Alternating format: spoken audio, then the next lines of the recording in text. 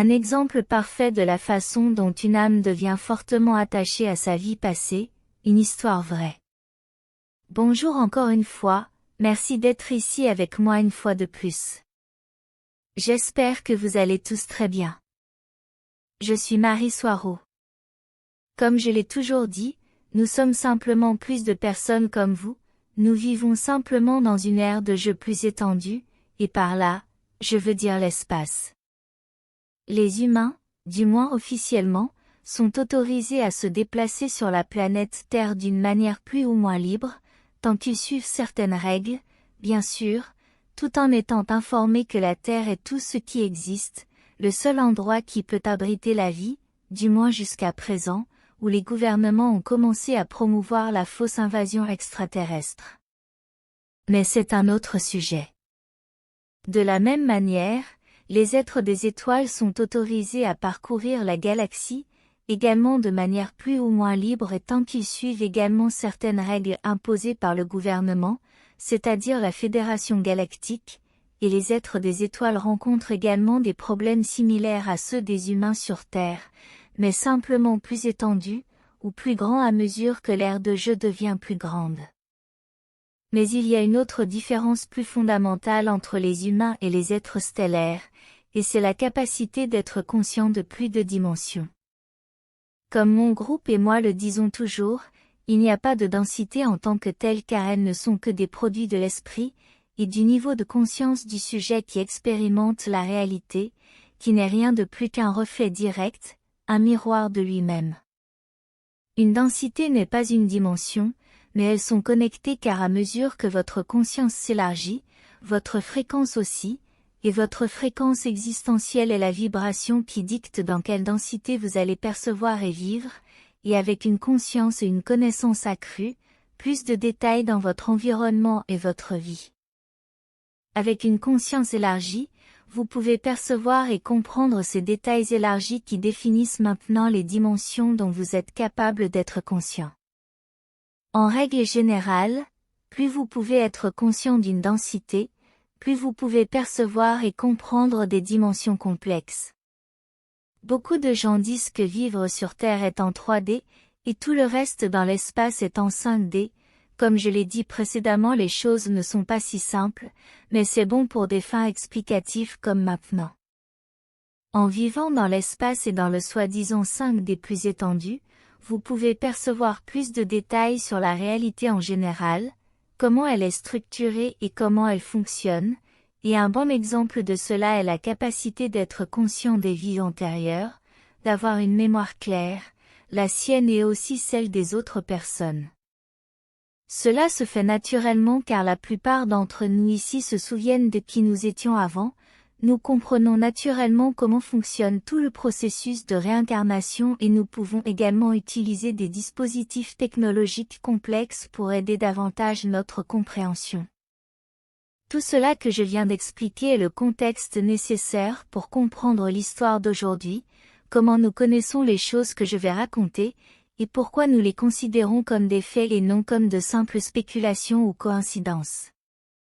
L'anecdote suivante sur la façon dont une âme est fortement attachée à ce qu'elle était dans sa vie passée, ou ses vies passées, est une histoire vraie et concerne l'un des membres de l'équipage à bord du vaisseau spatial Toleka, qui est humain. Elle est la dernière personne de cet équipage extraite de la Terre, et celle qui nous a donné la permission de partager tout cela avec vous. Clarification, après cette extraction, le haut commandement de ce vaisseau et le haut conseil à Tegeta ont pris la décision de ne plus extraire personne d'autre, en raison des énormes problèmes que cela a causés, notamment avec la Fédération galactique et ses règles. Les noms dans cette histoire ont été changés. C'est un exemple parfait de pourquoi nous devons apprendre à laisser aller les erreurs du passé et à concentrer nos efforts et notre attention sur notre vie présente, en tirant le meilleur parti, tout en vivant dans la gratitude et le pardon, mais sans laisser d'autres forces ou êtres nous marcher dessus dans le processus. Voici l'histoire.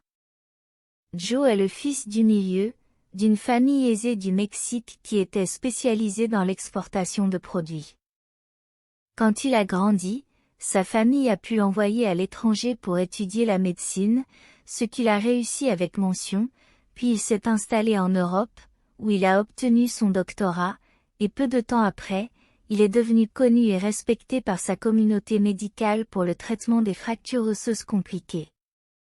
Pendant qu'il vivait en Europe, il a rencontré Kita, qui était également médecin, et bien qu'il vienne d'un autre pays, il avait des proches vivant au Mexique, un fait qui les a rapprochés tous les deux. Ils se sont mariés peu de temps après et ont déménagé aux États-Unis, où leurs 2 premiers enfants sont nés, d'abord un fils qu'ils ont nommé Joe en l'honneur de son père, puis une fille qu'ils ont nommée Kita en l'honneur de leur mère. Après un certain temps là-bas, ils ont déménagé à Mexico, où Joe a trouvé un très bon emploi dans un bon hôpital au Mexique. Comme Kita était très religieuse, un enfant est venu après l'autre, ce qui a abouti à un total de 6 enfants, 3 garçons et 3 filles, qui sont nommés du plus âgé au plus jeune, Joe, Kita, Louis, Anita, Sandra et Xavier. Bien que Kita, la mère, soit également médecin, elle s'est consacrée à ses enfants, laissant tout le poids économique sur les épaules de Joe, et bien qu'il gagnait bien sa vie en tant que médecin, tous ses efforts étaient concentrés sur l'éducation de sa famille, car ils étaient si nombreux, et étant donné qu'il devait maintenir un niveau de vie élevé, l'argent ne suffisait jamais. Maintenant, nous changeons de personnage dans l'histoire. Bess est née dans une famille mexicaine de classe moyenne supérieure, impliquée dans des entreprises de transport, entre autres services connexes. Elle était la deuxième de 5 frères et sœurs, et la plus âgée des filles, ce qui, même à un jeune âge, a amené sa mère à lui imposer toutes sortes de responsabilités qui dépassaient largement sa capacité à son âge, ne lui laissant aucun temps pour son enfance. En grandissant, elle a été envoyée dans les meilleures écoles de la ville, y compris une école prestigieuse où elle a terminé ses études, y compris la langue anglaise. À 16 ans, elle a été embauchée en tant que secrétaire de haut niveau dans l'un des meilleurs hôpitaux, où de nombreuses années plus tard, elle a rencontré quelqu'un de la politique mexicaine. Elle a eu une brève romance avec lui, mais cela n'a pas duré car la mère du jeune homme n'approuvait pas Bess, alors il a mis fin à la relation et a simplement rejeté Bess parce qu'elle ne répondait pas aux normes élevées de sa famille, laissant Bess émotionnellement dévastée. Mais elle a continué à travailler dans cet hôpital pendant de nombreuses années. Revenons aux personnages de l'histoire, Joe et Kita, et leur famille. Un été chaud, Joe avait plusieurs jours de congé, alors lui et sa femme Kita ont décidé de faire un road trip en voiture jusqu'à une plage au Mexique, près de la mer, comme il l'avait déjà fait plusieurs fois. Joe préférait les plages isolées loin de la civilisation et les hôtels bon marché remplis de touristes. Un matin, sa fille Sandra a décidé de prendre un bain pendant que les autres gonflaient un bateau en caoutchouc sur la plage, sauf Joe le père qui dormait dans un hamac sous 2 palmiers. Des courants forts et inattendus ont commencé à entraîner Sandra vers l'océan, alors qu'elle criait à l'aide, et comme Kita, sa mère, était une nageuse experte, elle s'est précipitée pour secourir sa fille. Kita a réussi d'une manière ou d'une autre à sauver la vie de sa fille, mais s'est noyée dans le processus, pendant que Joe restait endormi sous 2 palmiers. Joe et sa famille ont été très traumatisés par la tragédie de Kita, et étant seul et loin de ses amis, Joe a décidé de mettre sa femme décédée dans sa voiture, comme si elle dormait, entourée de tous les enfants, et de conduire jusqu'à la maison, les traumatisant encore plus évidemment. Soudain, Joe s'est retrouvé seul pour élever 6 enfants, tout en travaillant dans un emploi chronophage et mentalement exigeant. Moins d'1 an après cet incident tragique, Joe a rencontré Bess. Après tout, ils travaillaient tous les deux dans le même hôpital et ont commencé à sortir ensemble. Il a emmené Bess rencontrer ses 6 enfants, et pour une raison étrange, Bess ressentait une terrible douleur pour tous, non seulement parce qu'ils avaient perdu leur mère, mais aussi à cause de l'état d'abandon dans lequel elle les a trouvés, dormant entre des draps sales et portant des vêtements déchirés et vieux, et avec la maison dans un désordre total à l'intérieur, entre autres choses que je ne peux même pas imaginer. Bess ressentait un énorme besoin de les aider. Pour une raison cosmique, elle sentait que la responsabilité lui incombait, donc moins d'1 an plus tard, elle a épousé Joe, bien qu'elle soit plus jeune que lui de 20 ans. À ce moment-là, les enfants de Joe étaient déjà plus âgés, 2 d'entre eux étaient de jeunes adultes, et les autres étaient des adolescents, à l'exception de la plus jeune, Sandra, qui avait environ 9 ans à l'époque. Et comme prévu, les enfants de Joe n'aimaient pas l'idée que leur mère soit remplacée par Bess, et même s'ils étaient forcés de l'accepter, les relations entre Bess et les enfants de Joe n'ont jamais été bonnes. Ces derniers rabaissant constamment Bess et l'insultant sans cesse. Peu importe ce que Bess faisait, peu importe les efforts qu'elle déployait, les enfants de Joe ne l'ont jamais pleinement accepté, même s'il y a peut-être eu quelques moments de paix. Juste 1 an après leur mariage, Joe et Bess ont eu leur premier fils, qu'ils ont appelé Diego, et 2 ans plus tard, ils ont eu une fille, qu'ils ont appelée Anna. Il est déconcertant de constater que Joe avait déjà une fille nommée Anita, qui est essentiellement Anna, et qu'il a ensuite une autre fille qu'il appelle également Anna. Je trouve cela absurde et un manque total d'imagination. En regardant cela du point de vue de la langue russe, l'une des nombreuses langues parlées ici parmi les membres de l'équipage, cela devient encore plus absurde, car en russe, le nom Anna signifie aussi « elle ». Comme si en anglais vous appeliez votre première fille « she », puis vous aviez une autre fille, vous ne savez pas comment l'appeler, alors vous décidez de l'appeler aussi « she ». Je veux dire, « she » convient à n'importe quelle fille, non?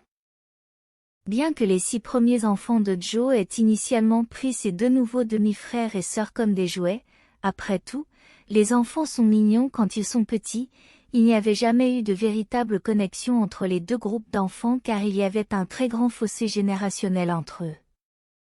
Comme l'a expliqué Anna, la plus jeune, son enfance et celle de son frère Diego, un peu plus âgé, était assez heureuse et remplie de voyages en voiture jusqu'à la plage, oui, encore à la plage, où Anna se décrit irresponsablement laissée seule pour nager et éclabousser sur la plage depuis qu'elle était toute petite, son frère Diego aussi, comme si leur père n'avait tiré aucune leçon. Pendant leurs 10 premières années de vie, ils étaient raisonnablement heureux et profitaient de la présence très sporadique de certains de leurs 6 frères et sœurs plus âgés, qui à ce moment-là se débrouillaient déjà seuls, étaient indépendants et cherchaient leur place dans la vie. Joe, le père, était déjà à la retraite en tant que médecin, mais malgré cela, les gens continuaient de le solliciter, ce qui l'agaçait beaucoup car il ne voulait plus rien avoir à faire avec la médecine. À l'époque, il avait la 50aine et vivait avec Bess et ses 2 enfants. Joe avait développé un fort rejet et même de la haine envers la société, ce qui est compréhensible après une vie aussi difficile. Alors il décida d'acheter un terrain dans un endroit très isolé de la forêt tropicale en montagne. Il parvient à y construire une grande maison, dans la forêt, loin de la civilisation, sans électricité, avec des rivières d'eau blanche difficiles à traverser en véhicule toute l'année, et impossibles pendant la saison des pluies, car les véhicules doivent traverser des rivières au fond rocheux difficiles. Le problème ici est que Joe a déjà presque 60 ans, mais il a une femme, Bess, qui a 20 ans de moins que lui, et 2 enfants, Diego et Anna, qui ont alors 11 et 9 ans. Joe a forcé Bess et ses 2 enfants à vivre dans un quasi-isolement total, coupé de la civilisation, même s'ils savaient ce que c'était d'être libre, de voyager et d'avoir des amis et une vie sociale. Pendant tout ce temps, les 6 premiers enfants de Joe venaient les visiter pour Noël et ainsi de suite, jamais sans une dispute ou une série d'insultes contre Bess, qui, comme toujours, faisait tout son possible pour gagner leur cœur, mais tout était vain. Comme l'a expliqué Anna, lorsqu'elle et son frère Diego sont devenus adolescents, ils ont également subi des dénigrements et des insultes constants de la part des 6 demi-frères et sœurs qui les visitaient.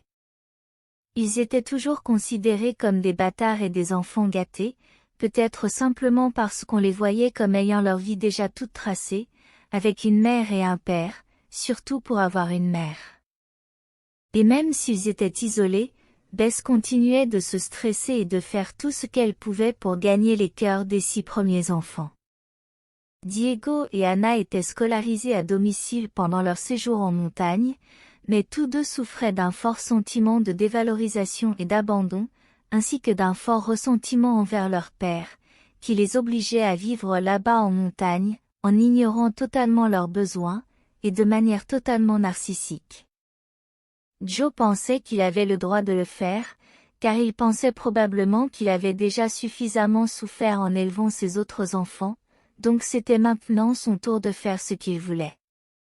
Joe et sa nouvelle famille ont vécu là-bas dans la forêt tropicale pendant 10 longues années, jusqu'à ce que les conditions économiques précaires obligent Bess à chercher du travail dans la ville la plus proche, à quelques kilomètres de là, et qu'elle doit finalement déménager dans cette ville, car il était impossible de se rendre à la maison dans la forêt tous les jours. Diego et Anna ont finalement pu entrer à l'université pour étudier et obtenir un diplôme, ce qui était constamment interrompu lorsqu'ils devaient retourner avec leurs parents dans la maison de la forêt de montagne, pour passer les vacances, ou lorsque leur père le leur demandait, encore une fois, sans tenir compte de leurs besoins. Bess continuait à travailler dans ce travail local, où elle gagnait bien sa vie, mais elle dépensait ensuite une grande partie de son argent pour aider les 6 premiers enfants de Joe, sans se soucier des besoins des siens, qu'elle exploitait comme s'ils étaient ses employés, afin de satisfaire son besoin d'aider ses 6 autres, qui ne reconnaissaient jamais aucun de ses efforts. Ensuite, l'aîné des 6, essayant également de résoudre ses problèmes financiers, décida de déménager dans la même ville, et bien sûr, Bess et Joe ouvrirent les portes de leur maison à Joe Junior, obligeant Diego et Anna à retourner vivre dans la maison de la forêt, même s'ils se battaient tous les deux pour terminer leurs études. À ce moment-là, la pandémie que vous connaissez tous a commencé, alors qu'Anna terminait ses études de médecine, suivant les traces de son père. Avec un grave problème de faible estime de soi, Diego et Anna, qui étaient déjà de jeunes adultes, ne pouvaient pas prendre soin d'eux-mêmes, également en raison des exigences chronophages de leur carrière. Anna était contrainte d'accepter l'inacceptable qui lui était injecté dans le bras, sinon elle ne serait pas autorisée à terminer son diplôme, en plus de la pandémie, et de sa mère et de son père qui la forçaient à vivre isolée, encore une fois, afin que Joe Junior et sa famille puissent avoir leur maison en ville. Pour aggraver les choses, Joe Senior, maintenant un homme plus âgé, avait développé une démence aiguë, probablement causée par sa colère refoulée et son hostilité envers la société, et avait besoin de soins constants. Tout cela a forcé Anna à être extraite, non sans un énorme drame et des complications de toutes sortes, car elle et son frère Diego sont confirmés comme étant des starcides tégétiens. Vous devriez savoir qu'Anna est la vie passée immédiate d'Anneka. L'Anneka que vous connaissiez tous, la même âme. Quant à Diego, il est toujours là-bas, avec sa propre famille, et sans contact avec sa sœur Anna qui est ici.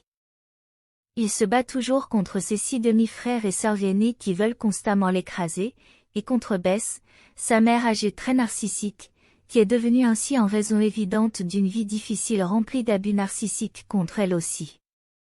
Pour terminer cette longue histoire, Kita, la mère des 6, et Bess sont la même âme, nous avons nos moyens de le savoir en tant que fait, également parce que tout cela est encore en cours, et fait partie des cas personnels que l'équipage de ce vaisseau tégétien suit de près, mais en faisant tout son possible pour ne pas interférer. Kita est décédée sans avoir pu remplir son rôle de mère pour ses 6 enfants, elle a donc été réincarnée en Bess qui a fait de son mieux pour être leur mère de substitution, même malgré les rejets forts et constants. Et ce qui est bien pire, au détriment terrible de ses 2 vrais enfants, qu'elle considérait seulement comme des extensions d'elle-même et comme des outils à sa disposition, plus que tout pour plaire à ses 6 enfants initiaux, ceux qu'elle avait eus en premier, et avec un autre corps. Ces 2 vrais enfants n'ont jamais été appréciés par elle n'a jamais rien fait d'honnête pour eux, qui ont toujours vécu dans l'ombre des 6 premiers. La réincarnation n'est pas linéaire, puisque le temps n'est qu'une perception, et elle n'est pas non plus séquentielle. Cela signifie que les réincarnations de chacun, et de tous, se promènent également autour de vous, vivant simultanément, coïncidant dans la même période de temps. En excluant les personnages non réels, ou les PNJ, qui n'ont personne à l'intérieur d'eux et qui sont l'équivalent biologique d'un poteau de lampadaire qui marche et parle, ou d'une cabine téléphonique, chaque personne avec une âme est vous, à un moment ou à un autre de votre progression spirituelle. Sur Terre, et en dehors, de manière égale, tout ce que nous faisons à un autre, nous le faisons à nous-mêmes.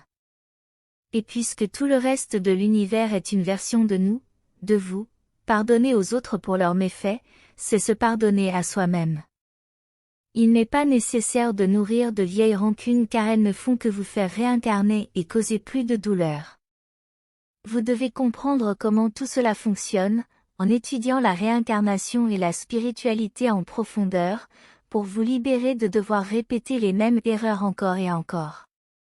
Le cas de Kita, qui se réincarne en Bess, est également un exemple classique de devoir répéter la même vie, avec les mêmes personnes, peut-être avec une tournure différente, mais cette fois-ci plus difficile. Plus vous répétez les mêmes schémas, plus il devient difficile de vivre. Cette histoire a été développée avec la collaboration étroite d'Anna elle-même. Merci d'avoir regardé ma longue vidéo et de comprendre pourquoi cette histoire est pertinente. Merci de liker et de vous abonner, cela m'aide beaucoup. Prenez soin de vous et à la prochaine fois. Avec beaucoup d'amour, votre amie Marie Soireau.